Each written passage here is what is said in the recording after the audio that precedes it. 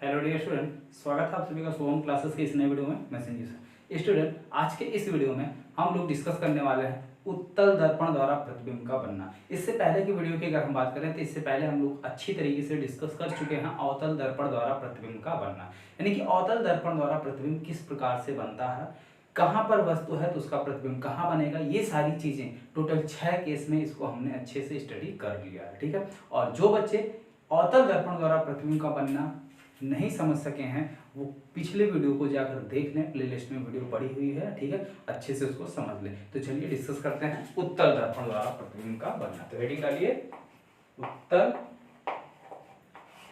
दर्पण द्वारा प्रतिबिंब का बनना।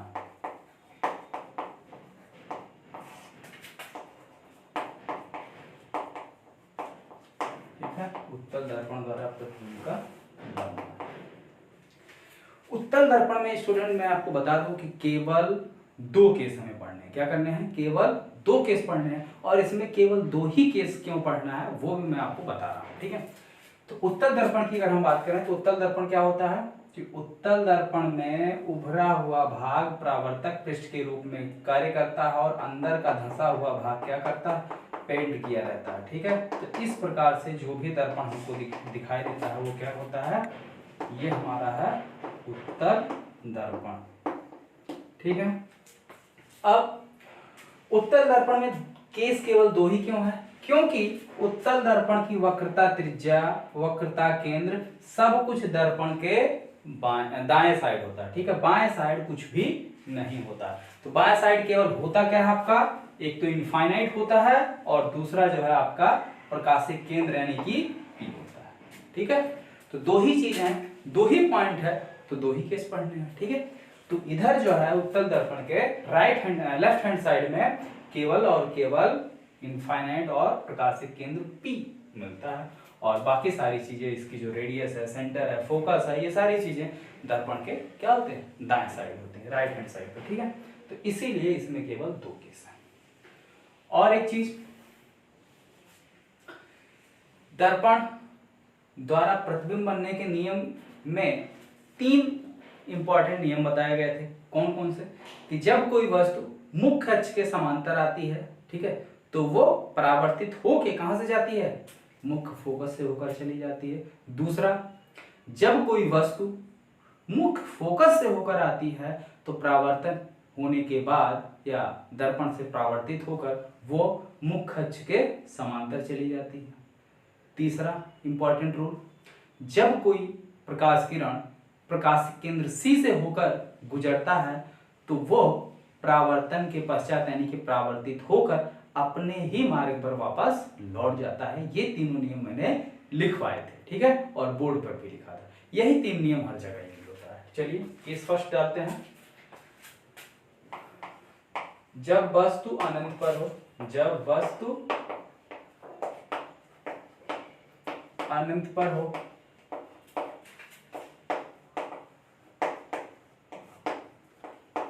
हाँ, एक चीज और, जहां पर भी थोड़ा बहुत भी अगर डाउट नजर आएगा तो आप लोग पूछ लीजिएगा, और बहुत जल्द 1 जुलाई से आप लोग इसी तरीके से सपोर्ट बनाए रखेंगे तो आप लोगों की लाइव क्लास मिलेगी अनअकैडमी पर। ठीक है, हम जो है आपकी लाइव क्लास लेंगे अनअकैडमी पर बहुत जल्द 1 जुलाई से। तो जैसे देखिए, ये हमारा क्या उत्तल दर्पण है। ठीक है, और इसका प्रकाशिक केंद्र यानी कि प्रकाशिक केंद्र P यहाँ पे है।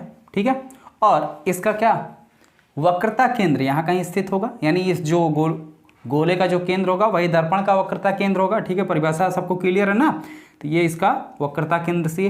अब मुख्य फोकस और प्रकाशिक केंद्र और वक्रता केंद्र को मिलाने वाली रेखा क्या कहलाती है? ये हो गई हमारी मुख्य अक्ष। अब इसी को इस साइड भी आप क्या करिए? बढ़ा दीजिए। इसी को इस साइड भी बढ़ा दीजिए। ये आपकी लाइन हो गई कौन सी? मुख्य अक्ष। इसको इंग्लिश में बोलेंगे प्रिंसिपल एक्सिस। Principal axis. ठीक है, ये आपका क्या है? वक्रता केंद्र C है, या इसी को 2F भी लिखा जाता है क्योंकि ये फोकस दूरी का 2 गुना होता है। इसके बीच में यहाँ पर होता है आपका F यानी कि फोकस दूरी। अब क्या है पहला कंडीशन हमने लिया, जब वस्तु अनंत पर है तो अनंत पर स्थित वस्तु ये माना जाता है कि वहां से जो भी प्रकाश किरणें चलती हैं वो मुख्य अक्ष के समांतर चलती हैं। ठीक है, तो ये रहा हमारा मुख्य अक्ष, इसके समांतर हम प्रकाश किरण ले आते हैं। ठीक है, तो मुख्य अक्ष के ये समांतर प्रकाश किरण इस तरीके से आई, और मुख्य अक्ष के समांतर आने वाली सभी प्रकाश किरणें क्या होती हैं, परावर्तन के पश्चात कहाँ से जाती हैं, मुख्य फोकस से। तो ये इसका मुख्य फोकस। अब ये इधर आएगा नहीं, लेकिन ये इसी तरीके से ऐसे परावर्तित हो जाएगा। ठीक है, अब ऐसा लग रहा है कि ये जो प्रकाश किरण, परावर्तित किरण, ये आपतित हो गई, ये परावर्तित, ये जो परावर्तित किरण है ऐसा लग रहा है कि ये मुख्य फोकस से होकर आ रही है। ठीक है, इसको अगर आप पीछे बढ़ाएंगे तो ये मुख्य फोकस पर मिलेगी। ठीक इसी तरीके से यहाँ से आने वाली एक प्रकाश किरण क्या होगी, मुख्य अक्ष के समांतर। ठीक है, ये भी ऐसा प्रतीत होगा, पीछे इसको बढ़ाओगे तो लगेगा कि मुख्य फोकस से ही होकर जा रही है। ठीक है, तो वस्तु का प्रतिबिंब कहाँ बना, अनंत पर स्थित वस्तु का प्रतिबिंब। ठीक है, अनंत पर स्थित वस्तु का प्रतिबिंब उत्तल दर्पण के दाएं साइड आभासी और वस्तु से छोटा बनता है। ठीक है, तो क्या निष्कर्ष निकला, निष्कर्ष निकल रहा है कि उत्तल दर्पण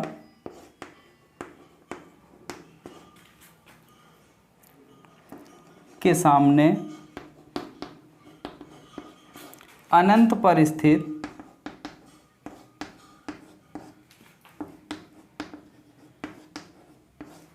वस्तु का प्रतिबिंब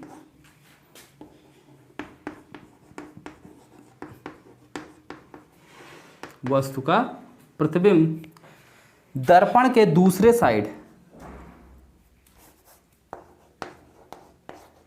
दर्पण के दूसरे साइड यानी कि दर्पण के पीछे। ठीक है, इसको आप लिख सकते हैं दर्पण के पीछे। ठीक, आभासी व वस्तु से छोटा, कितना छोटा, लगभग बिंदु के रूप में बनता है। ठीक है, तो ये हो गया पहला केस। ठीक है, यहां तक बिल्कुल स्पष्ट समझ में आया, कोई समस्या नहीं ना। चलिए दूसरे केस की बात करते हैं, इसको मिटा दें। चलो भी बाद में मिटा देंगे, तब तक यहाँ डाल देते हैं केस नंबर सेकंड। ठीक है, सेकंड केस, जब वस्तु, अब इधर आपका अनंत और अनंत के बाद क्या है, प्रकाशिक केंद्र P, दो ही पॉइंट है, तो इसके बीच में अगर वस्तु स्थित है तब कहाँ पर प्रतिबिंब बनेगा, जब वस्तु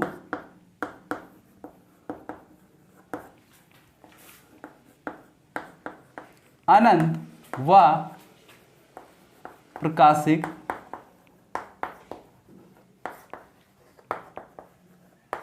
केंद्र P के बीच स्थित हो। ठीक है, कहाँ हो, प्रकाशिक केंद्र P के बीच स्थित हो। तो देखते हैं भाई क्या बनता है। ये मान लेते हैं हमारा कोई उत्तल दर्पण। ठीक है, इसके गहरे हुए भाग को हम क्या कर देते हैं, पॉलिश कर देते हैं, पेंट कर देते हैं। ठीक है, ये इसका प्रकाशिक केंद्र P हो गया, इसका यहाँ कहीं सेंटर होगा C। ठीक है, जिसको 2F भी बोल सकते हो, और इसको और इसको मिलाने वाली जो रेखा है, ठीक है, प्रकाशिक केंद्र और वक्रता केंद्र को मिलाने वाली रेखा, ये क्या कहलाएगी, ये हो जाएगी हमारी मुख्य अक्ष। ठीक है, और यहाँ कहीं पर फोकस होगा दोनों के बीच। ठीक है, अब मान लेते हैं यहाँ कहीं पर वस्तु A V जो है स्थित है। अब देखिए प्रकाश किरण एक तो जाएगी इसके मुख्य अक्ष के बिल्कुल समांतर, तो मुख्य अक्ष के समांतर जाने वाली प्रकाश किरण क्या होती है, परावर्तन के पश्चात मुख्य फोकस से होकर जाएगी। तो अब अंदर तो जाएगी नहीं। ठीक है, तो ये ऐसे निकल जाएगी बाहर की ओर। ठीक है, लेकिन इसको अगर आप पीछे बढ़ाओगे तो ऐसा लगेगा कि ये पीछे कहाँ से होकर आ रही है, मुख्य फोकस से होकर आ रही है। ठीक है, दूसरा, सीधे सीधे प्रकाशिक केंद्र से ले जाओ, तो प्रकाशिक केंद्र यहाँ पर है आपका C। ठीक है, तो प्रकाशिक केंद्र C से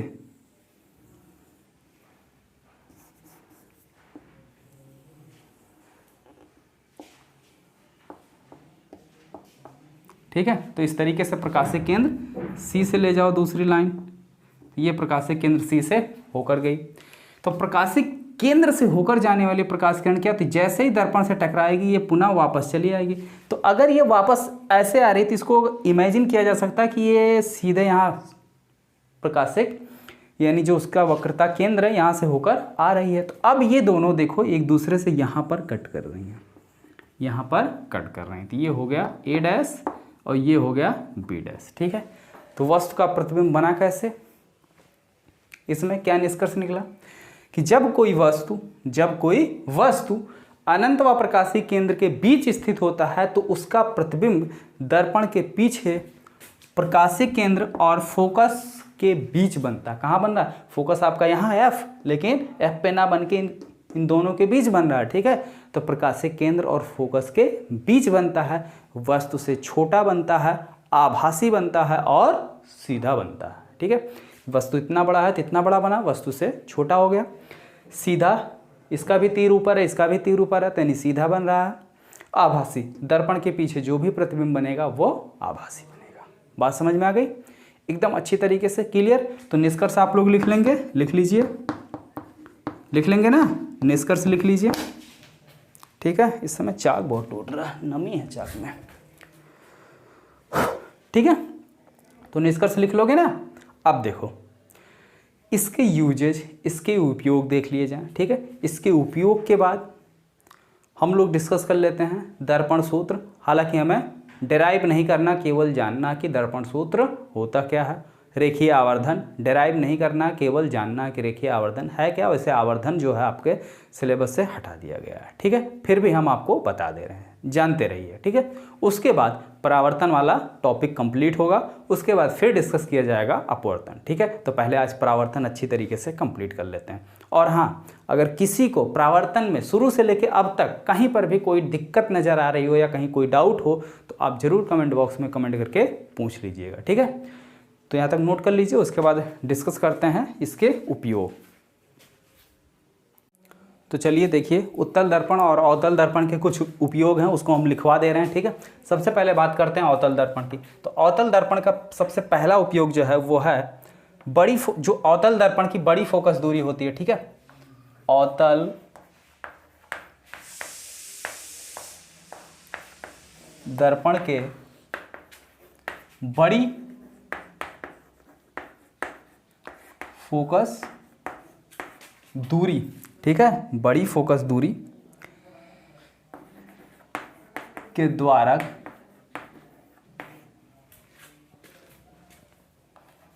का प्रयोग सैलून में किया जाता है। कहाँ, जो आप बाल कटवाने जाते हैं, जो सामने शीशे के सामने आप बैठते हैं जिसमें आपका चेहरा साफ साफ दिखाई देता है, नाई बाल काटता है, ठीक है, वो अवतल दर्पण होता है। लेकिन उसको अगर आप टच करोगे तो आपको लगेगा कि ये जो है समतल दर्पण है, ठीक है। टच करोगे तो क्या फील होगा, समतल दर्पण फील होगा, लेकिन वो समतल दर्पण नहीं होता, बल्कि क्या होता है आपका अवतल दर्पण होता। समतल लगता क्यों है, क्योंकि उसकी जो द्वारक यानी कि उसका जो फोकस दूरी है बहुत ज़्यादा बड़ा कर दिया जाता है। अब बहुत ज़्यादा बड़ा करने का मतलब है, जैसे आप मान के चलो 100-200 मीटर त्रिज्या की कोई रस्सी ले लो, ठीक है, और ऐसे थोड़ा सा ऐसे अगर आप सर्किल खींचोगे, ठीक है, 100-200 मीटर त्रिज्या होनी चाहिए आपकी, फिर जो आप सर्किल खींचोगे, ठीक है, इस तरीके से, तो वो आपको कहीं ना कहीं देखने में आपको सीधा सीधा ही लगेगा, हल्का सा कर्व रहेगा लेकिन बिल्कुल सीधा ही प्रतीत होता है, ठीक है। तो यही कारण है कि जो सैलूनों में लगता है, देखने में तो लगता है कि समतल दर्पण है, लेकिन वो समतल दर्पण ना होकर बल्कि अवतल दर्पण होता है, ठीक है। दूसरा जो प्रयोग होता है, अवतल दर्पण का प्रयोग प्रकाश को परावर्तित करके आंख, नाक, कान, गला आदि को देखने में डॉक्टर प्रयोग करते हैं, ठीक है। अवतल दर्पण द्वारा, अवतल दर्पण द्वारा प्रकाश को परावर्तित करके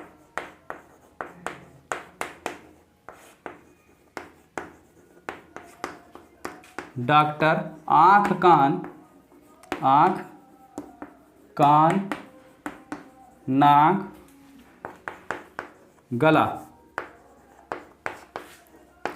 आदि को देखने में आदि को देखने में प्रयोग किया जाता है। ठीक है, ये 2 पॉइंट हो गया, नोट कीजिए। और अगला यूज बता रहे हैं हम आपको, तीसरा जो इसका प्रयोग है वो है स्टूडेंट सौर भट्टियों में सूर्य के प्रकाश को केंद्रित करने के लिए।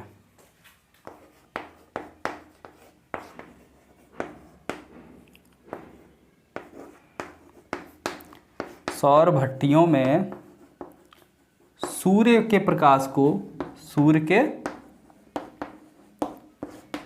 को एक जगह पर केंद्रित करने में, ठीक है, केंद्रित करने में। ठीक है, चौथा जो इस्तेमाल है लिख लीजिए, थोड़ा सा नीचे हो रहा है, लिखने में दिक्कत हो रहा है, आप लोग नोट कर लीजिए, मैं बोल रहा हूँ। टेबल टेनिस में जो लैंप होते हैं उसके जो शेड होते हैं, ठीक है, टेबल टेनिस के लैंपों के शेड के रूप में इसका प्रयोग किया जाता है। ठीक है, और गलियों, बाजारों, चौराहों आदि में जो लगा हुआ होता है, ठीक है, जो लाइट लगी होती है उसमें भी इसका प्रयोग किया जाता है। ठीक है, तो ये इसके कुछ यूजेस हैं जो आपको याद रखनी चाहिए। ठीक, देखते हैं उत्तल दर्पण के क्या प्रयोग हैं। उत्तल दर्पण का सबसे पहला प्रयोग तो यही है कि जो हमारी मोटर गाड़ियां हैं उसमें जो है साइड में जो शीशे लगे होते हैं जिसमें हम पीछे आने वाली गाड़ियों का इमेज वगैरह देखते हैं, तो इसके साइड दर्पण के रूप में जो है उत्तल दर्पण का प्रयोग किया जाता है। उत्तल दर्पण का प्रयोग क्यों किया जाता है? क्योंकि उत्तल दर्पण में जो है वस्तु सीधी और छोटी दिखाई देती। अगर मान लो हम अवतल दर्पण प्रयोग कर लेते हैं तो सामने से आने वाली जो पीछे से गाड़ी आ रही है वो हमको साइड मिरर में उल्टी दिखाई देगी। कैसी दिखेगी? उल्टी दिखेगी। ठीक है, तो उल्टी ना दिखे बल्कि सीधी सीधी दिखे, इसके लिए जो है, और सीधा इमेज किस में बनता है? इसी में बनता है, तो इसीलिए जो है इसका प्रयोग किया जाता है। और दूसरा है इसका भी प्रयोग बाजारों गलियों में जो लैंपों के रूप में इसका भी प्रयोग कर लिया जाता है। ठीक है, तो यूज यानी कि उपयोग अच्छी तरीके से समझ में आ गया। चलिए अब बात करते हैं दर्पण सूत्र की। ठीक है, जो कि हमें जानना है लेकिन डिराइव नहीं करना। दर्पण सूत्र, दर्पण सूत्र होता क्या है? तो दर्पण सूत्र होता है 1/f = 1/v + 1/u। ये आपका होता है दर्पण सूत्र। अगर यहीं लेंस की बात करेंगे तो लेंस में क्या होता है? बीच में माइनस आ जाएगा, बाकी फार्मूला यही रहेगा। ठीक है, ये आपका दर्पण सूत्र। और अगर आवर्धन की बात की जाएगी तो आवर्धन बराबर क्या होता है? प्रतिबिंब की लंबाई बटे वस्तु की लंबाई। ठीक है, प्रतिबिंब की लंबाई बटे वस्तु की लंबाई, ये होता है। ठीक है, या इसी को दूसरे शब्दों में -v/u भी लिखा जाता है। आवर्धन को m से डिनोट करते हैं। ठीक है, तो ये फार्मूला आप लोग याद रखिएगा। अब बचता है इसमें चिन्ह परिपाटी का नियम, उसको भी डिस्कस कर लेते हैं। चिन्ह परिपाटी का नियम, क्योंकि u कब प्लस होगा, u कब माइनस होगा, फोकस दूरी कब प्लस होगी, कब माइनस होगी, कब वस्तु की लंबाई प्लस में होगी, कब वस्तु की लंबाई माइनस में होगी, इसको भी डिस्कस कर लेते हैं। ठीक है, जिससे न्यूमेरिकल में समस्या ना आए। चिन्ह परिपाटी का नियम। चिन्ह परिपाटी के नियम के लिए सबसे पहला प्रयोग आप क्या करिए कि कोऑर्डिनेट बनाइए, कार्तीय तल। ये मैथ में आपको सिखाया जाता है। ठीक है, अब कार्तीय तल में क्या होता है कि ये सेंटर पॉइंट होता है, यानी कि ये मूल बिंदु होता है। इसके दाहिने साइड यानी ये वाली दूरी इधर प्लस, ठीक है, इधर की दूरी पॉजिटिव होती है और ऊपर की दूरी भी आपकी पॉजिटिव होती है। ठीक है, नीचे वाली दूरी आपकी नेगेटिव होती है। ठीक है, और इस साइड की दूरी भी आपकी नेगेटिव होती है।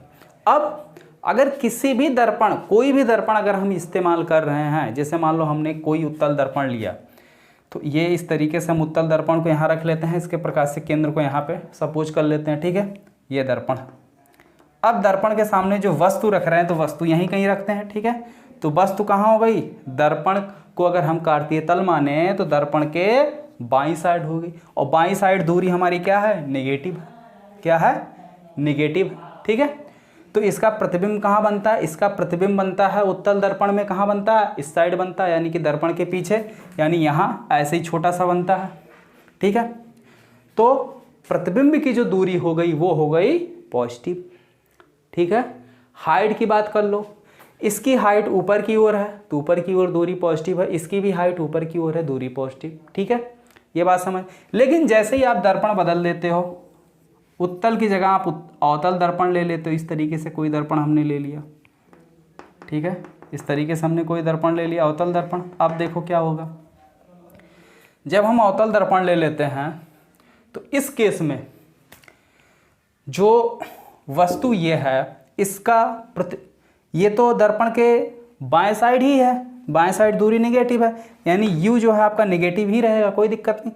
यानी जो प्रतिबिंब बनेगा, प्रतिबिंब आपका इसी साइड प्रतिबिंब भी बनता है, तो प्रतिबिंब भी आपकी नेगेटिव हो जाएगी अवतल दर्पण के लिए। लेकिन अगर वस्तु की हाइट की हम बात करें तो इसमें प्रतिबिंब उल्टा बनता है। कैसा बनता है, उल्टा बनता है। तो जो भी हाइट होगी वो किस डायरेक्शन में जा रही है, नेगेटिव डायरेक्शन में जा रही है, तो यानी हाइट यहाँ पे नेगेटिव ली जाएगी। ठीक है, तो जो प्लस माइनस लिया जाता है क्वेश्चन लगाते समय, न्यूमेरिकल लगाते समय, वो कोऑर्डिनेट को बिल्कुल इमेजिन करके, जैसे दर्पण है तो दर्पण पे कोऑर्डिनेट फिट बैठाओ और फिर जो दूरी पॉजिटिव आ रही है उसको पॉजिटिव लो, जो निगेटिव आ रही है उसको निगेटिव ले लो। ठीक है, तो यही चिन्ह परिपाटी का नियम कहता है। सिंपल शब्दों में दर्पण के बाएं साइड की दूरी निगेटिव और दाएं साइड की पॉजिटिव, दर्पण के ऊपर पॉजिटिव और नीचे की दूरी निगेटिव। यानी जो मुख्य अक्ष है, मुख्य अक्ष के ऊपर अगर इमेज बन रही है तो पॉजिटिव, नीचे बन रही है तो नेगेटिव। ठीक है, अच्छी तरीके से बात समझ में आ गई, एकदम स्पष्ट, क्लियरली। तो जितने भी बच्चे वीडियो को लाइव देख रहे हैं सभी लोग वीडियो को लाइक कर दीजिए, और अगर अभी तक आपने चैनल को सब्सक्राइब नहीं किया हो तो चैनल को सब्सक्राइब करके बेल आइकन का बटन भी प्रेस कर लें, जिससे हमारी आने वाली हर एक नई वीडियो का नोटिफिकेशन आपको मिलता रहे। तो इस तरीके से आपका ये जो है प्रकाश का परावर्तन, ये टॉपिक कंप्लीट हुआ। कल से आपका स्टार्ट होगा प्रकाश का अपवर्तन। ठीक है, प्रकाश का अपवर्तन। ओके स्टूडेंट, बात समझ में आ गई? चलिए मिलते हैं फिर नेक्स्ट वीडियो में।